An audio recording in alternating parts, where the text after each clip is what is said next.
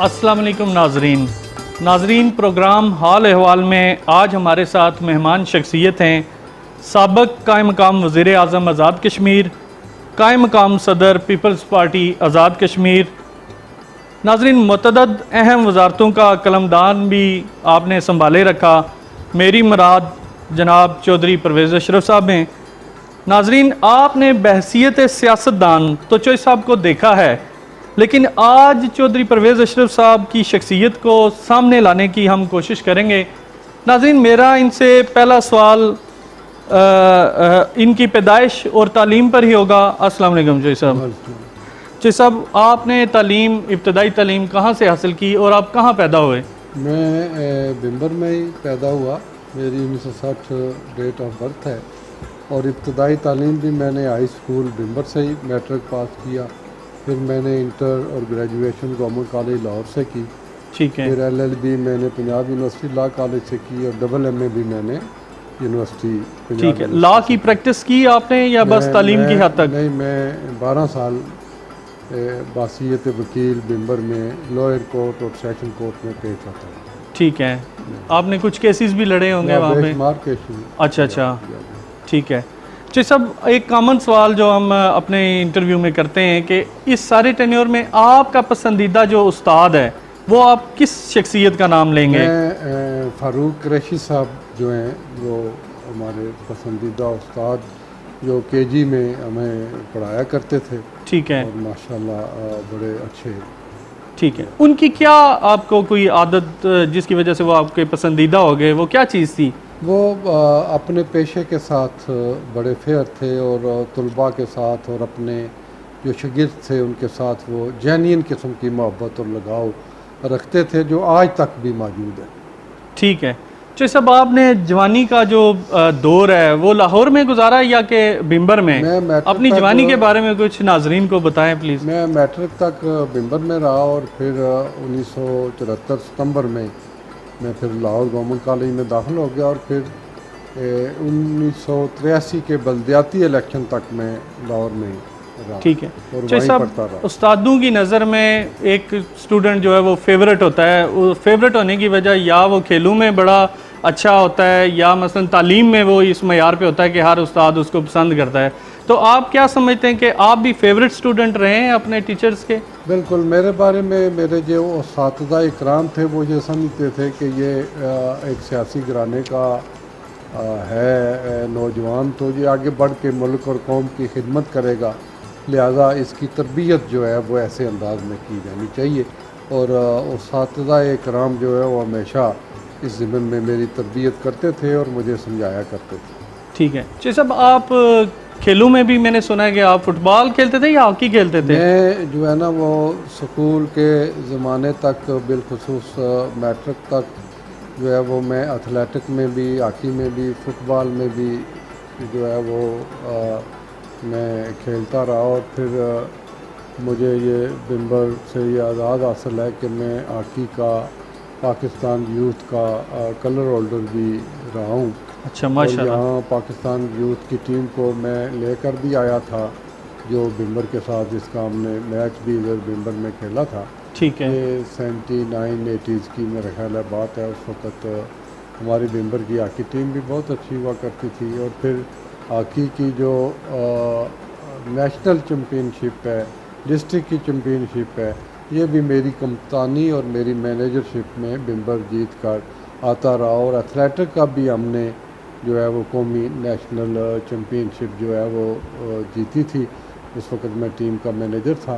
ٹھیک ہے۔ یہ ہم کھیل کے آپ ایک اچھے پلیئر بھی تھے، اور ایک اچھا، آپ نہ صرف سیاست میں ایک اچھے پلیئر ہیں بلکہ آپ گراؤنڈ میں بھی ایک اچھے پلیئر ہیں۔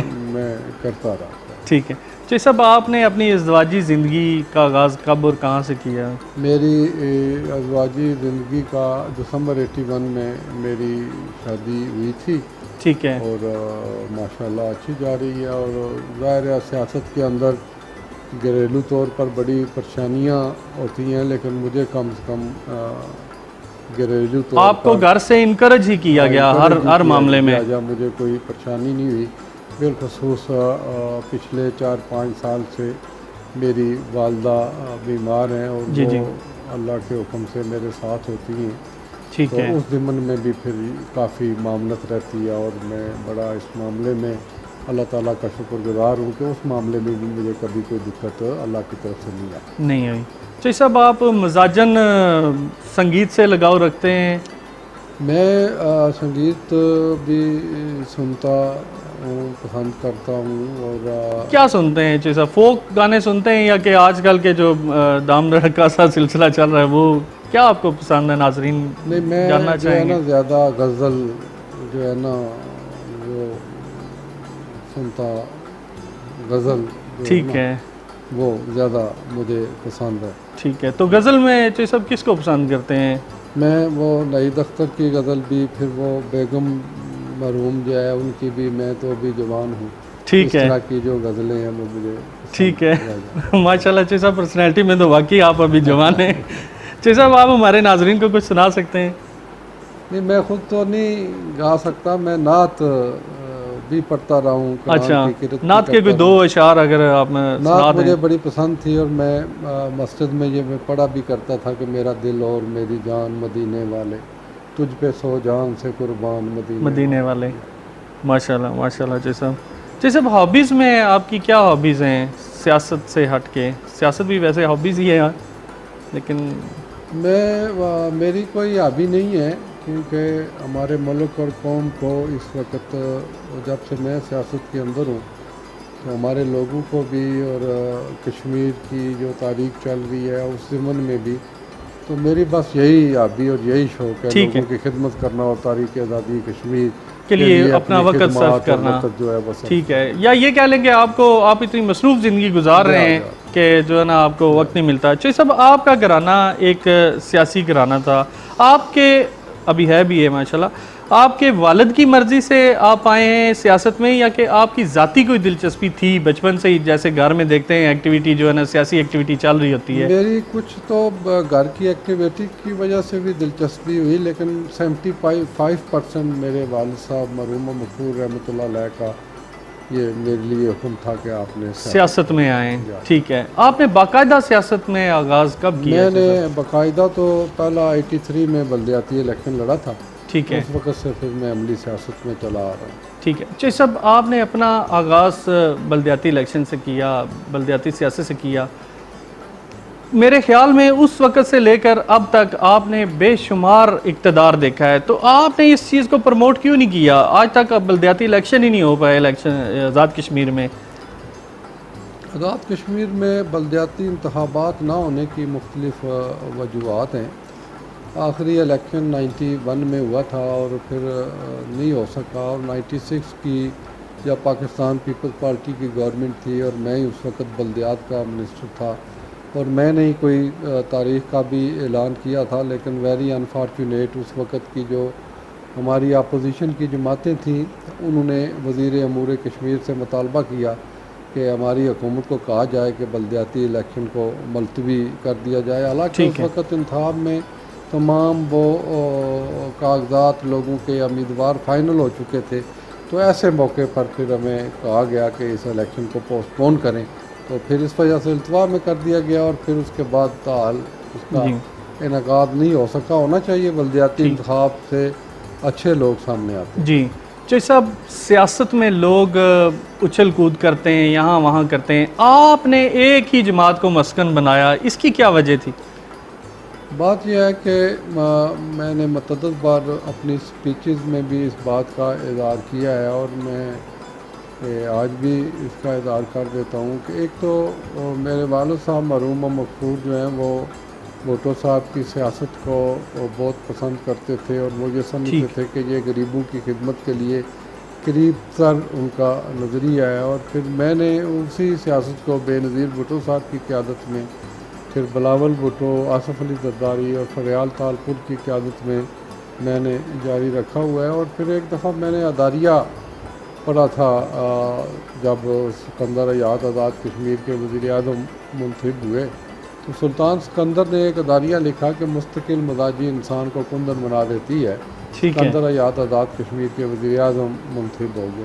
تو میں نے بھی پھر مستقل مزاجی کے ساتھ وہ ایک جملہ جو ہے وہ آپ کے اندر بس گیا کہ مستقل مزاجی ہی انسان کو کندن بناتی ہے، تو میں نے پارٹی کے ساتھ اپنی وفاداری کو مستحکم رکھا. یہی وجہ ہے کہ آج میں پارٹی کا قائم مقام صدر بھی ہوں اور میں قائم مقام وزیر اعظم بھی رہا. جی جی. اور میرے قائم مقام وزیر اعظم ہونے کی اس میں جو خصوصیت ہے وہ یہ ہے کہ وزیر اعظم اور سینئر منسٹر کی موجودگی میں جی کہ مجھے اعزاز سے نوازا گیا حاصل ہوا، تو یہ پارٹی کے ساتھ مستقل مزاجی کی وجہ سے. ٹھیک ہے. صاحب شہید ذوالفقار علی بھٹو صاحب کا حق محترمہ نے ادا کیا، کیا شہید بے نظیر بھٹو کے نظریات کو بلاول بھٹو آگے لے کر چلیں گے یا چل رہے ہیں آپ کی نظر میں؟ یقینی طور پر شہید ذوالفقار علی بھٹو نے جو ملک پاکستان اور مسلمان امت کے لیے جو علم اٹھایا تھا، اس کے راستے میں بہت رکاوٹیں تھیں، اسی لیے ان کو تختہ دار پر بھی لایا گیا اور محترمہ بے نظیر بھٹو بھی شہادت کے منصب پر فائز ہوئی. تو میں نہیں سمجھتا کہ جو شہید کا نظریہ تھا، جو محترمہ کا نظریہ تھا، اس کے راستے میں کوئی رکاوٹ پیدا ہوگی. بلاول بھٹو زرداری اسی نظریے کو لے کر جو پاکستان کی مضبوطی، خوشحالی اور مسلمان امت کا کٹھ جو ہے اسی کو لے کر آگے لے کر چل رہے ہیں. آزاد کشمیر میں آپ پیپلز پارٹی کی جماعت کو کہاں دیکھتے ہیں آئندہ؟ دیکھیں جی، پاکستان پیپلز پارٹی آزاد کشمیر جو ہے وہ ریاست کی مضبوط ترین ایک عوامی جماعت ہے اور ہر حلقے میں ہمارے امیدوار ہیں، اور اس وقت جو موجودہ حکومت کی کارکردگی ہے وہ بھی سب کے سامنے ہے. تو انشاءاللہ پاکستان پیپلز پارٹی آئندہ باری اکثریت سے انتخاب جیت کر اپنی حکومت بنائے. دوسری طرف تحریک انصاف بھی جو ہے نا وہ پر تولے بیٹھی ہوئی ہے، بلکہ میں یہ کہوں گا کہ آپ مجھے یہ بتائیں کہ اس وقت تحریک انصاف میں جو کھچڑی اردو کو لے کر بنی ہوئی ہے، آپ اس کو کس اینگل سے دیکھتے ہیں؟ کیا ہونے جا رہا ہے؟ کیا آپ کے ضلع کے کوئی صدارت آئے گی یا مطلب کیا آپ دیکھتے ہیں اس کو؟ دیکھیں جی، ہمارے ضلع میں صدارت کوئی آ جائے تو اس سے تو اچھی کوئی بات نہیں تھی، لیکن اب کیونکہ انہوں نے باقاعدہ سلطان محمود کو نامزد کر دیا ہے اور جو انہوں نے تنظیم بنائی ہے وہ ان کا اندرونی معاملہ ہے، لیکن بظاہر ریاست میں ایسا نہیں ہوتا کہ ایک ہی جگہ سے صدر، سینئر نیب صدر، سیکرٹری جنرل بنا دیے جائیں. جس طرح پاکستان پیپلز پارٹی کی تنظیم ہے کہ صدر مظفر آباد سے ہیں، پونچھ ڈویژن سے سیکرٹری جنرل ہیں، میں سینئر وائس پریزیڈنٹ ہوں، میں ادھر میرپت ڈویژن کے ساتھ ہوں. تو میرا خیال ہے کہ انہوں نے اچھی تنظیم جو ہے وہ سامنے نہیں آئی اور آئندہ انتخابات میں کوئی اچھی کارکردگی کا وہ مظاہرہ نہیں کر سکیں گے. اور میں نے اس وقت بھی جب نواز شریف پاکستان کے اندر تھے اور ریاست کے اندر نون لیگ کی حکومت بنانے کے لیے سرگرم تھے اور انہوں نے دھاندلی کے ذریعہ سے، کشمیر کونسل کے پیسے کے ذریعہ سے یہ حکومت بنائی، تو میں نے کہا تھا کہ آپ دیکھ لیں گے کہ ریاست کے اندر جو انہوں نے مداخلت کی ہے اس کا اشر جو ہے وہ نواز شریف کا اچھا نہیں ہوگا. تو میں اب بھی یہ کہتا ہوں کہ عمران خان کو پاکستان کے اندر بہت مسائل ہیں، مہنگائی ہے، ان کو ہی نپٹے. ریاست کے اندر فری اینڈ فیئر الیکشن ہونے چاہیے اور اگر انہوں نے مداخلت کی تو ان کا بھی انجام نواز شریف سے مختلف نہیں ہوگا. ٹھیک ہے. صاحب، آپ کے بیٹے کو ہم نے کشمیر کی کاز کے لیے جنیوا میں کافی دیکھا کہ وہ آگے آئے ہیں. آپ اپنے والد کی طرح کیا اپنے بیٹے کو بھی سیاست میں لانا چاہ رہے ہیں یا وہ داخل ہو چکے ہیں؟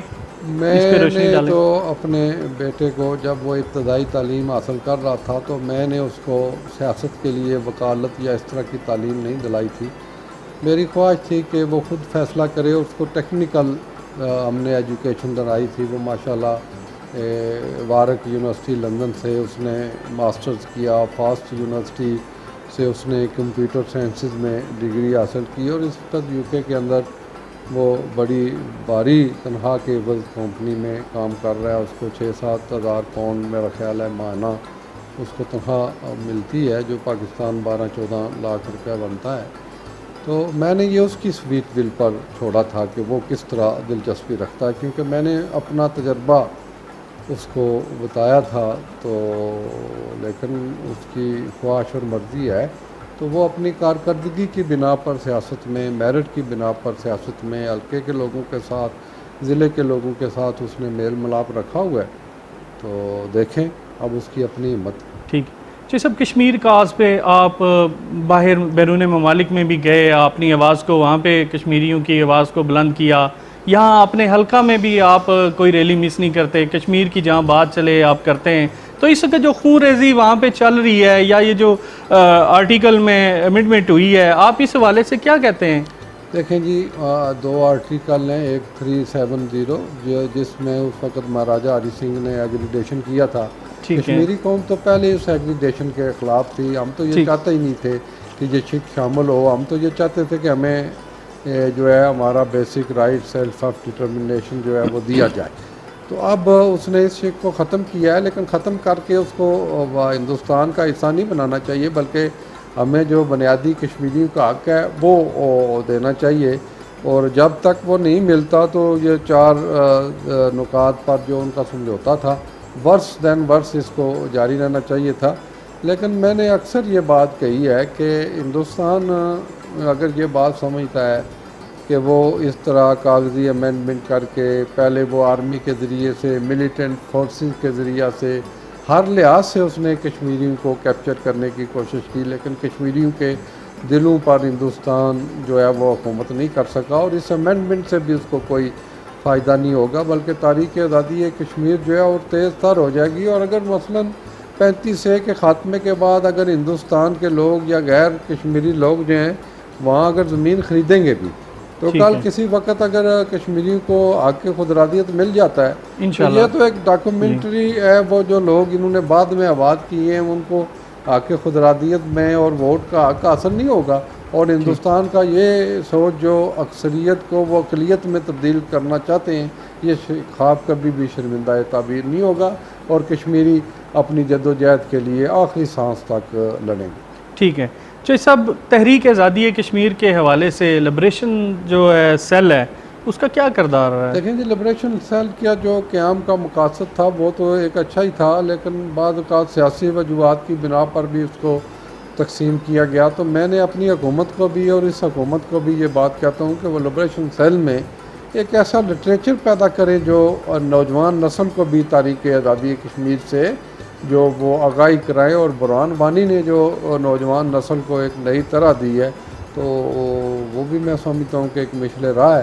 تو ایک لبریشن سیل کو ایک باقاعدہ جو ہے نا وہ نصاب جو ہے کشمیر کا، اس کی تاریخ، اس کی پس منظر، ہم نے کیوں تاریخ آزادی شروع کشمیر کی، ریڈ کلف ایوارڈ کیا کہتا تھا، اور مہاراجہ نے کیوں ایگریڈیشن کیا، ہماری حق خودارادیت کی تاریخ کیا ہے، یہ ساری چیزوں کا ایک چیز سامنے لٹریچر کے ذریعے سے آنی چاہیے جو متفقہ ہو۔ ٹھیک ہے۔